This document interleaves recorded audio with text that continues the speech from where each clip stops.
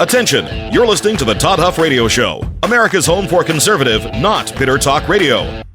Be advised that the content of this program has been documented to prevent and even cure liberalism, and listening may cause you to lean to the right.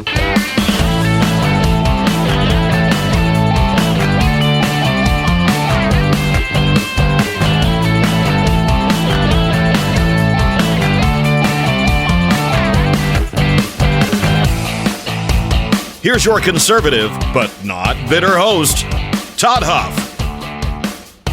Well, that is right, my friends. You tuned in here, ever so wisely, to the home of conservative, not bitter talk. I am your host, Todd Huff. You know the routine. If you want to be part of the conversation, I welcome you to reach out, todd@toddhuffshow.com. That's the email address. You can also text 317-210-2830. Make it count, though, once in a lifetime opportunity, my friends. I want to talk today. We got the Cardinals have gathered.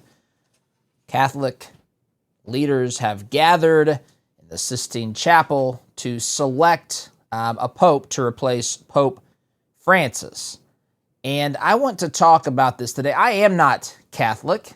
I have friends who are Catholic. In fact, I will tell you that I'll tell you that story in the program. I've had some wonderful Catholic followers of Jesus who have, that were involved in me and my relationship with Christ. And so I've got friends and a good friend who was raised Catholic and so forth, but I'm not Catholic. But I do want to talk about this because it opens up some issues that I think are important in, just in faith, in culture, and in politics, because those things are all merging here.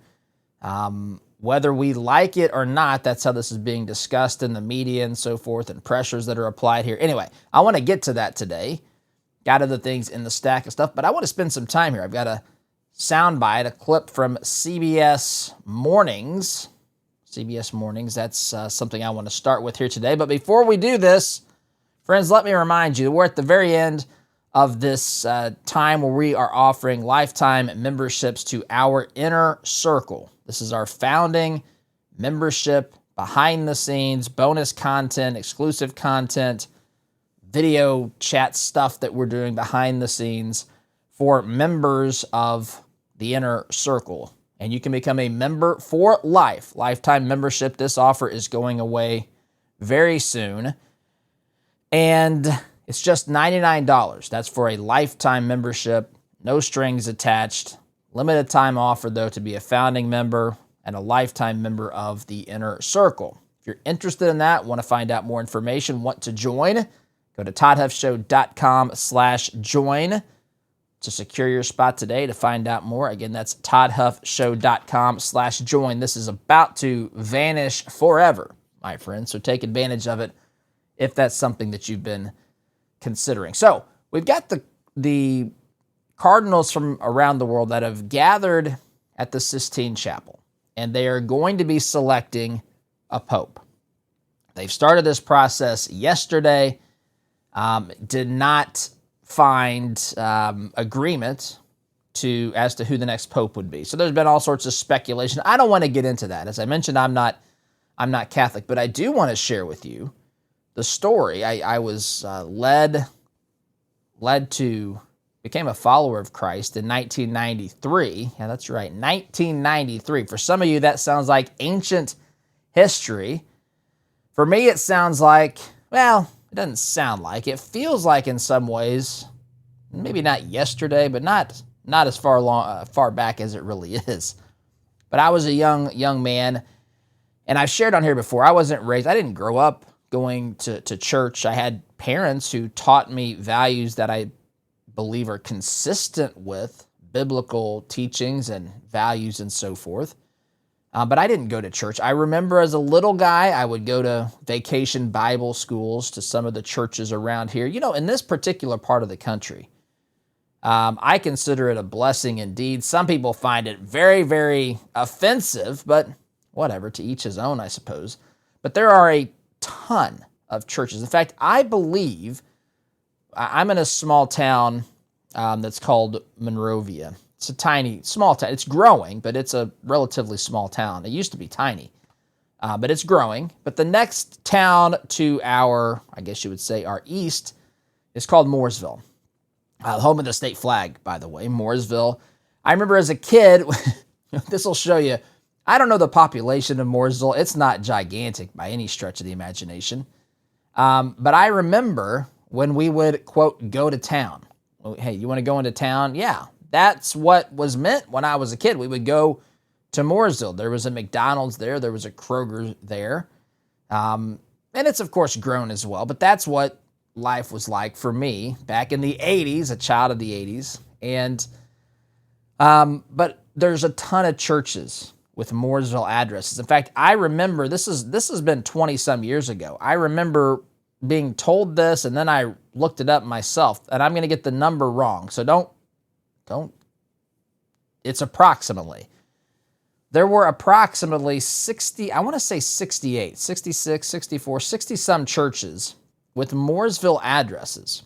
And it's a relatively small town. By contrast, the church that we attend today is technically located in Canby, like literally right across the street from Mooresville addresses. And by contrast, there's only a handful of churches with Canby addresses, and the population of Canby is significantly greater. From what I remember, I didn't look this up this morning, but I'm pretty certain it's larger than, it has to be larger than Mooresville. Anyway, so this, tons of churches were around when I was a kid, influencing the community. There's a Catholic church in Mooresville. There's a Catholic church in Martinsville. I'm sure there's others around as well, but a lot of Protestant denominations around. A lot of, we're not in the Bible Belt, but we're on the edge, I guess, or just outside of the Bible Belt, especially when you factor in just the culture of the small town Midwestern area. It felt that way to me growing up. There was a respect and reverence for the Bible, even as one who didn't go, didn't know anything about it, didn't attend church. But like I said, I did attend things like Vacation Bible School as a little fellow. So, but I remember in 1993, I would have been 15 years old, and we had a new football coach come in. This coach was, he started, or I don't know if FCA, Fellowship of Christian Athletes, was in our school yet, but if it was there, he energized it and built it. And I started going, my friends started going, and got involved with it. He encouraged us to go to a Fellowship of Christian Athletes football camp in western Indiana, almost to Illinois. Well, it's over by Turkey Run, really.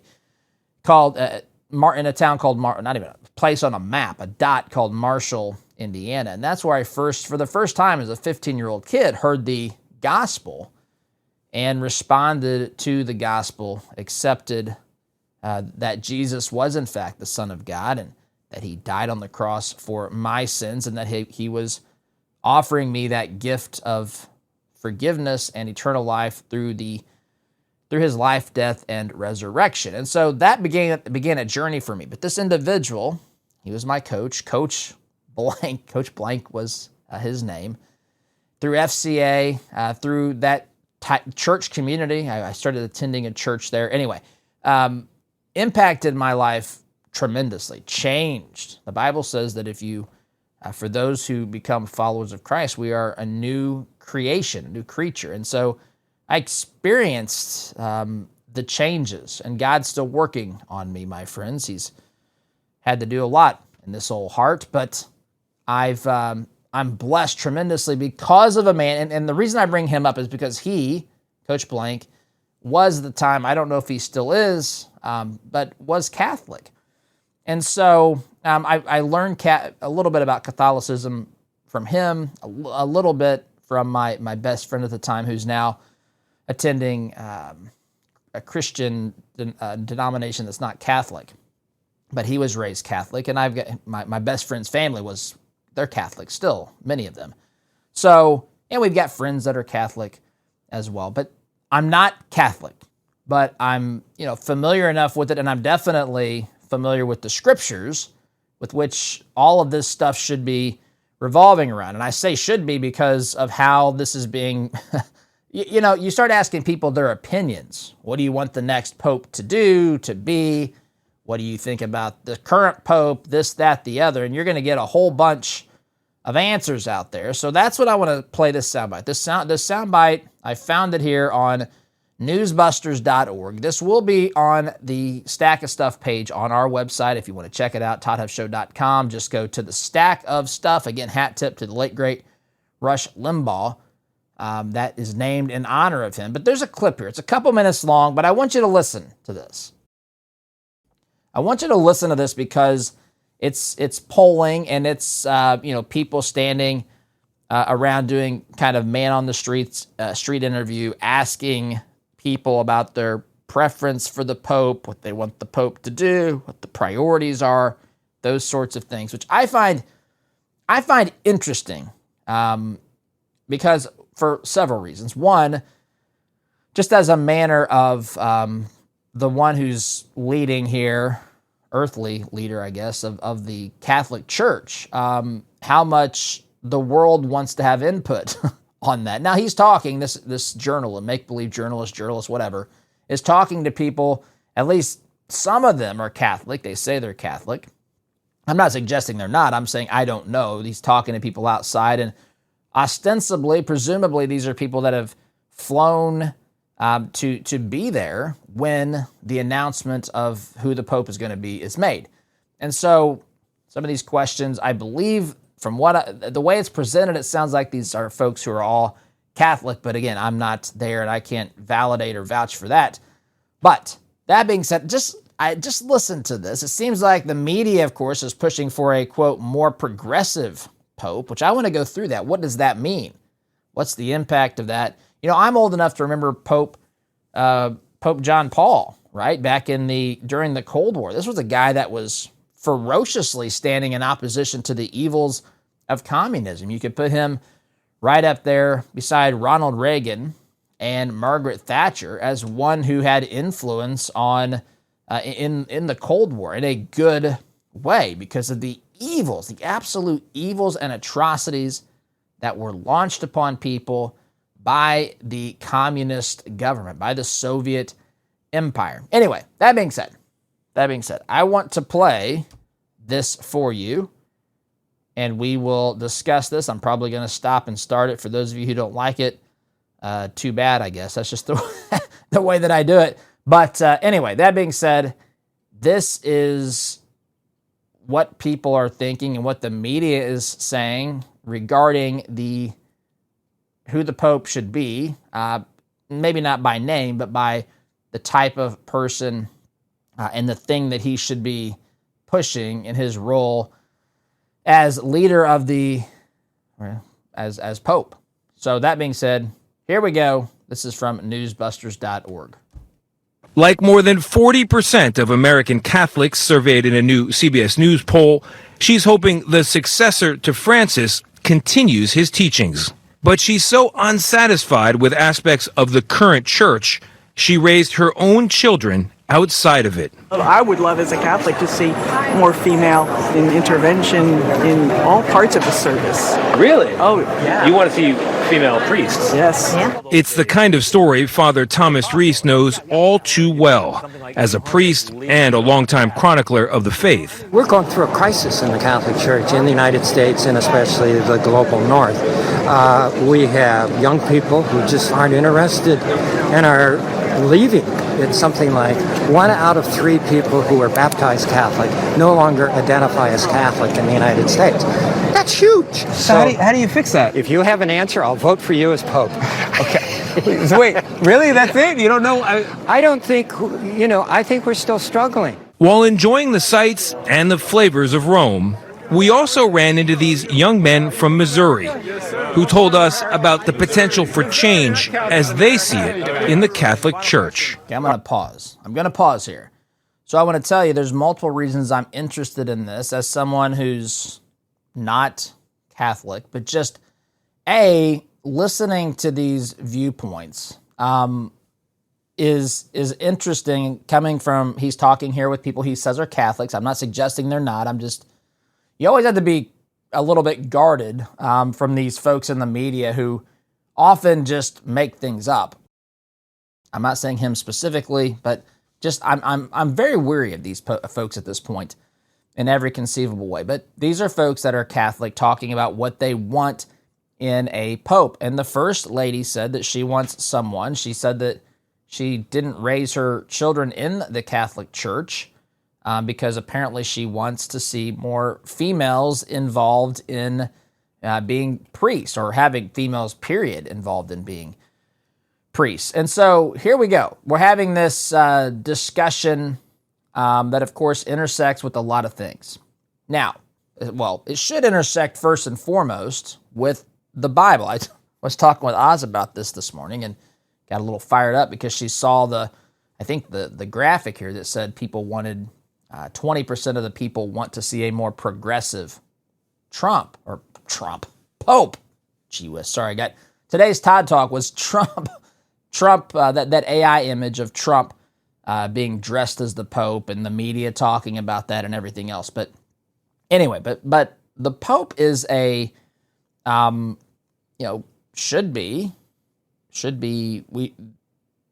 we should look at the scriptures, or Catholics should look at the scriptures as far as what the role of the Pope should be. In fact, you know that I'm doing this Bible study I've talked about on here several times, called The Bible Recap with Tara Lee Cobble. It's a fantastic study. I'm telling you, if you want a very good summary of the story of the Bible with some details, with some meat to it, not just a superficial story, but to understand really what the story of God's pursuit for mankind is, God's story of redemption. It's a beautiful, beautiful story we have in the Bible. But I'm to the part of the Bible, we're now in the New Testament. I'm in the book of Acts. We just read Galatians, or part of Galatians, yesterday. And there's the early church, the early Christian church, the followers of Christ, after he Jesus, was crucified and was resurrected. They're meeting, right? They're spreading the gospel outside. That's just what Jesus told them to do. Here, there, and everywhere, basically. And they're spreading the gospel, and there's conflict internally within the church, because a lot of the folks at the time, those who were Jewish, wanted people who were new converts, who were Gentiles. Gentiles just basically mean anyone who wasn't Jewish, directly from the line of Abraham, or who converted to Judaism. Those folks, they were wanting to institute some of the Jewish customs and practices and so forth. And there was a fight, a disagreement about this. And Paul was involved, and Peter was involved, right? Peter was talking about God changing the dietary restrictions that were placed upon the Jewish people. And there was a fight about this, a disagreement. You had people teaching, as they were spreading the gospel, that you certainly had to believe and receive Christ and then be baptized, but also become circumcised and follow the Jewish customs. And Paul said, no, you're misunderstanding the purpose of the law, of the Old Testament law. The law is good, but the law showed us that we were not capable of keeping it. We fall far short. And so that's why Jesus came. Jesus came to fulfill the law. It doesn't mean that there's not things in the law that we should be, the moral law in the biblical teachings that we should still follow, but there are parts of the Old Testament law that was there ceremonially. Jesus came to completely fulfill the ceremonial law because he became the perfect sacrifice. There was no need for all of these other steps to be ceremonially clean because we've been washed in the blood of Christ. And there's also the civil law, which was how the Jewish people were to behave or govern themselves. And certainly you can ask the questions as to why certain laws were implemented by by God and so forth, and there might be something that applies today. But the point is, all of this was talked about from a scriptural perspective, a theological perspective. That's what this fight in the early church was about. Likewise, this is an issue of the church, of the Catholic Church. And really, the Catholic Church shouldn't even care what I think about this. This is what they've got to do. But there's lots of opinions because the Pope is someone who has lots of power, who has, to varying degrees, depending upon the Pope, inserted himself, and I don't mean that in some bad way, but talked about some of these things. Sometimes things absolutely need to be discussed. The evils of communism needed to be completely, we should have opposed those lockstep, arm in arm with one another, regardless of faith, really. Some of the evils were so obvious and atrocious. And that's what Pope John Paul did. But there's also some more liberal, progressive things that people are pushing for, and I want to get into those, but I want to pick up here. I'm going to pick up here with these gentlemen being asked, these Catholic men from Missouri, explaining what they're looking for in a pope. Are you hoping that the Pope who emerges on that balcony in a matter of days takes the church in a more liberal direction or in a more conservative direction? The goal, ultimately is uniting both. That would be the most perfect thing to happen here. More so than needing somebody who's left or right, we just need somebody who's it's a champion of the faith that everybody can get behind. Does the church need to accommodate certain modern beliefs and ways of life to fit them within the history of the church? No. It's not work. No, the church does not need to fit the age. That's why it's 2,000 years old. And Nora, that's one perspective right there. The church doesn't need to change. We want that continuity. They say that's what makes it powerful and beautiful. But so many other people, like that flight attendant, Kathy Freeman, said, I'm Catholic, I'm still Catholic, but my children are not. And in fact, she said specifically because she wants to see women in positions of leadership. It's a question that I asked Pope Francis in my interview. Could a little Catholic girl grow up and think that maybe she could be a deacon someday or a member of the clergy? He said no. However, the Synod is studying the idea of women as deacons. And when I, too, was down in St. Peter's Basilica, Sister Rose from the Sisters of St. Paul came up and said, yes, we need to push forward. More women should be part of the clergy. And so people do, as you saw in our own CBS News polling, they want someone, 40% want someone like Pope Francis, another 20% want someone more progressive than him. Yeah, it's an amazing thing. And something Father Reese told me is that one of the issues with the church is they need more talent in the clergy. Opening it up. You get the idea. We'll talk about this. I'm out of time this segment. We'll talk about this on the other side of the break. My friends, sit tight. Back here in just a minute.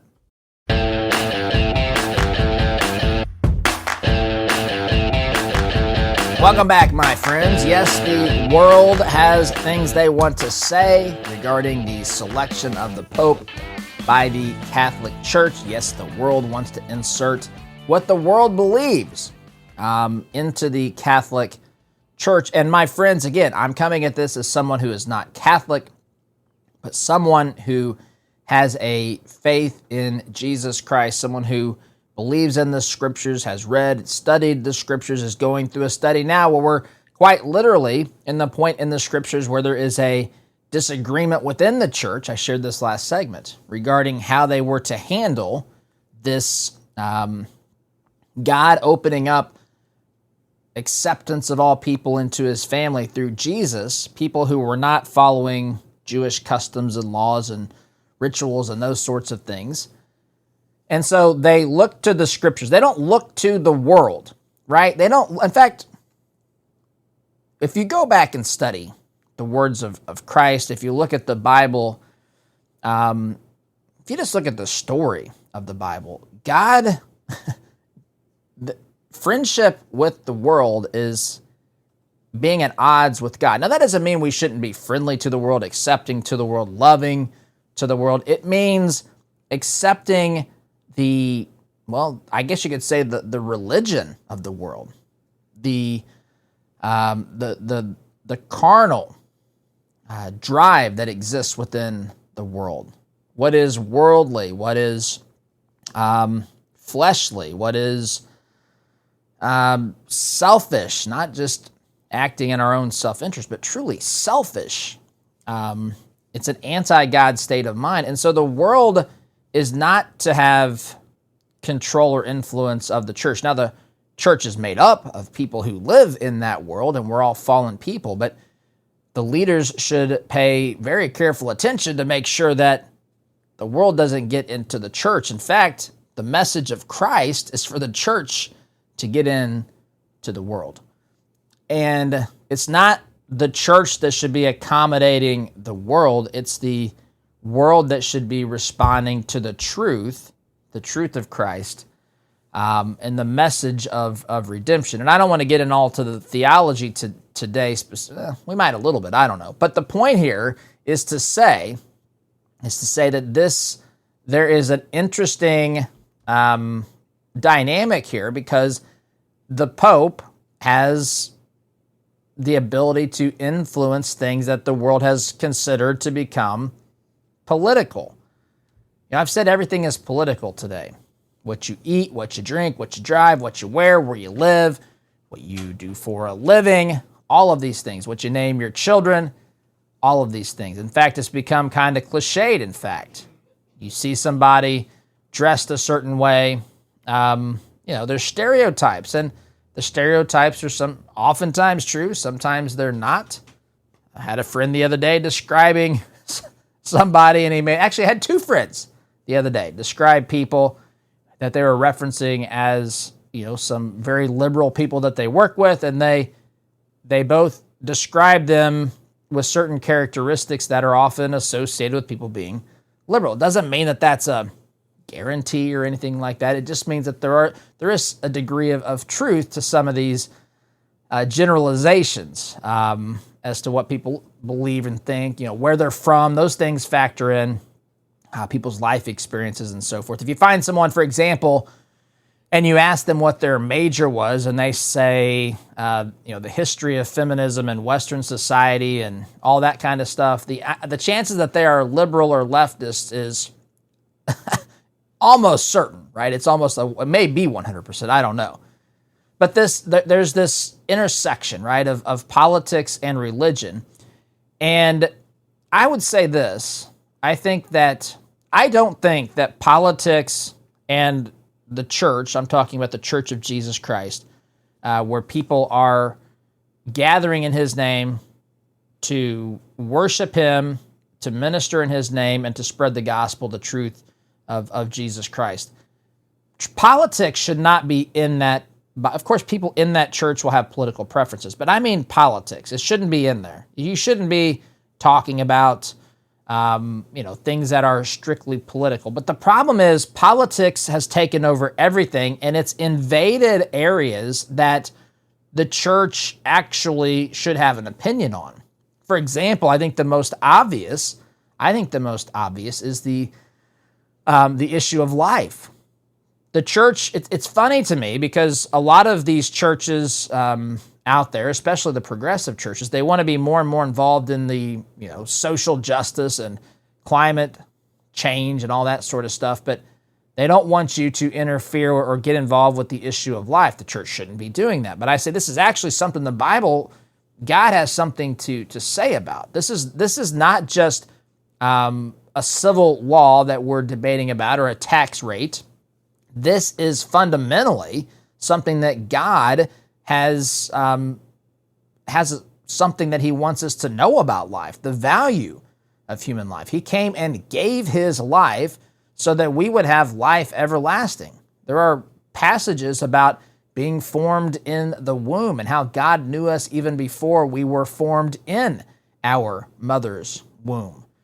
There are Old Testament laws about when someone is deserving capital punishment, how they might harm a pregnant woman, for example. There is one of the 10 Commandments is thou shalt not murder. So God has something to say about this, and the church should be standing up and saying what God is saying. And I don't just mean the Catholic Church. Again, I'm coming at it from one who's a Protestant. But the church should be standing firm regardless of politics. But true politics, things like property taxes, things like I don't know, fixing the roads. I mean, the church shouldn't be up there. Those things are in some way well beneath, in many ways, well beneath the church. The church's job is to spread the gospel of Jesus Christ, the one who came to deliver all people who choose to believe upon him, to forgive and deliver them from their sins.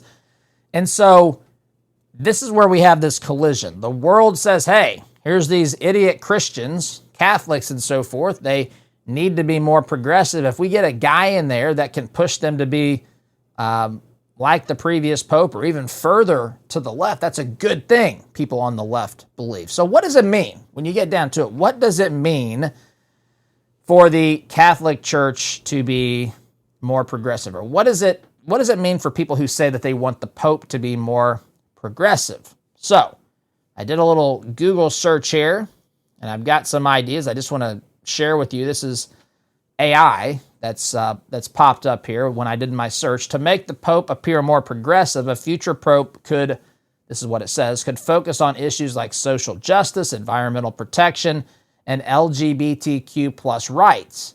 This could involve advocating for policies that address poverty, immigration, and climate change, as well as expressing greater support for the inclusion and well-being of LGBTQ plus individuals. Additionally, again, this is AI summarizing what a more progressive pope might look like. A more progressive pope might emphasize interfaith dialogue and engage in more inclusive dialogue with other Christian denominations. That's just what AI says. Now, there are things in here that you can pull out and say, these are not necessarily, some of these, in my estimation, are not issues that are progressive. Some of them absolutely are. But advocating for the marginalized, it says here, that's what a progressive pope would do, focusing on issues like poverty, hunger, and inequality, similar to Pope Francis. This is a biblical concept. Christ came for the poor, which means a lot more than just financially poor. It's the poor in spirit. We're all spiritually bankrupt. We're all spiritually not worthy. We all are poor, and insofar as we embrace that and accept that, that is who we are. We are all fall short, the Bible says, of the glory of God. We have the spiritual poverty that we start with, and that's the way that we should approach God. It is His grace that saved us. It's not our worthiness. It's not our goodness. It's not our efforts. It's purely because of Him. We were lost. We had decided to rebel. We made our choice, and our choice was to serve the God of self over the God of the Bible. We are broken, but we are marginal. People are broken in lots of ways. People are sick. The Bible talks about helping to care for those who are in need, the widows and the orphans and those who are sick and who are in need of help and care and additional love and support. This is what the church, Catholic or otherwise, those who proclaim the gospel of Christ, we should be doing this. Now, the problem comes when the church starts saying, okay, we're going to help these people by trying to impact a political system. Now you begin to have the questions, okay, well, what does that mean, right? What does that mean? What does that look like? Is that really what the church should be doing? I've got to take a break, my friends. We'll talk about this and other issues that would some folks want in a more progressive pope, but I've got to take a break. Long in this segment. Sit tight, back here in just a minute.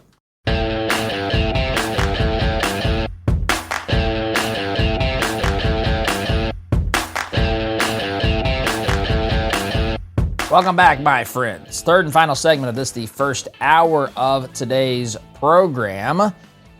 Been talking here about the role of the Pope and what people who want the Pope to be more progressive, what they would want him to pursue. And we ended last segment by talking about this issue of caring for the poor. This is a biblical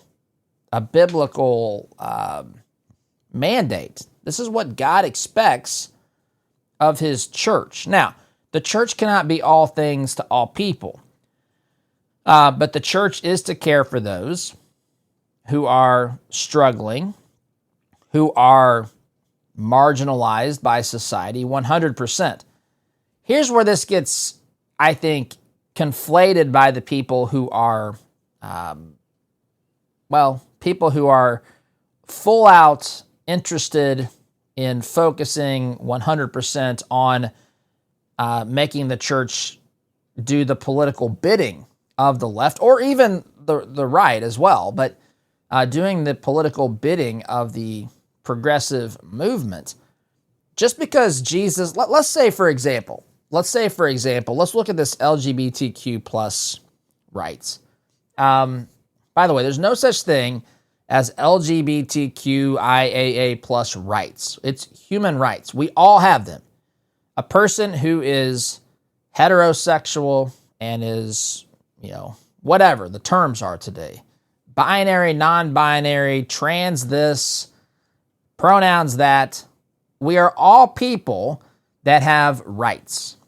Doesn't matter any of those, it does matter. Those things impact people's lives tremendously, and I would encourage folks to steer clear from that stuff, steer clear from those things at all cost. But if someone is a person who struggles with, take your pick from the LGBTQIA plus whatever community. If you struggle with same-sex attraction, if you are someone who is, struggles with gender identity, gender dysphoria, there are things that humanity, we are broken, and there are things that we all struggle with certain things, and if someone struggles with those things, in the eyes of, we all have rights. And there's not special rights if you fall into that category, and there's not less rights if you fall into that category. So, biblically, the Pope should take a position, I would think, that says we are all created in the image of God. Period. Right? We're all created in the image of God. There are things that the Bible calls sin, and there are things that the Bible commands us to do, to behave, to do. There are certain things that is not sin. And we're to live a life to the best of our abilities. We're always going to fall short. No one's going to be perfect and master this thing, but we should be made more like Christ the more that we pursue him, for those of us that believe in him. We should be able to say, while saying every person has the same amount of rights, not all the choices that we make are in alignment with what God expects.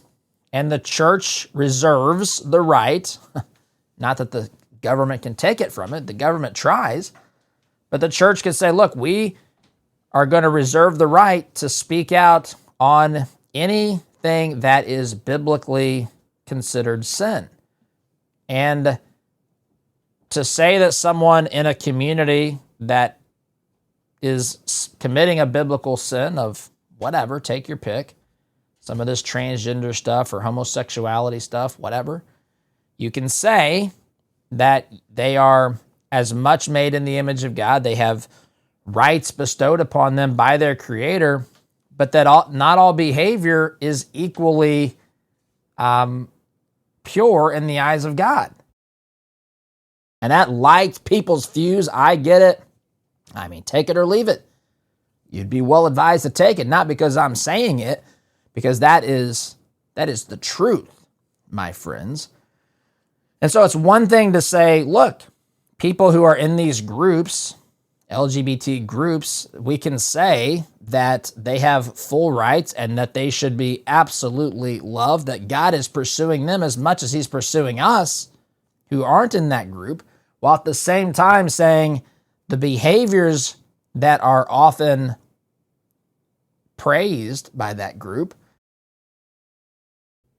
the behaviors that are often, pride free, the pride festivals, just you don't have to look at those videos very long. By the way, pride is an anti-God state of mind. Now, we can say things like, I'm proud of my country. We don't really mean it in a sense of, arrogance and conceit. We really mean there's another term I think that's better, but I'm talking about human pride that says we are good enough. We don't need God. We're going to do things our way. That is an anti-God state of mind. So to be able to say that the people who are demonstrating these things, engaging in whatever sinful behavior, are free people who are created in the image of God that God loves, while at the same time, the church is not going to condone those activities. That's where you got to land on these things. But see, the left wants a pope who is going to push for these things, that is going to push to say this is an equal, just a co-equal way, an equivalent lifestyle, morally equivalent lifestyle, and it's not. And I got to go, out of time here. SDG.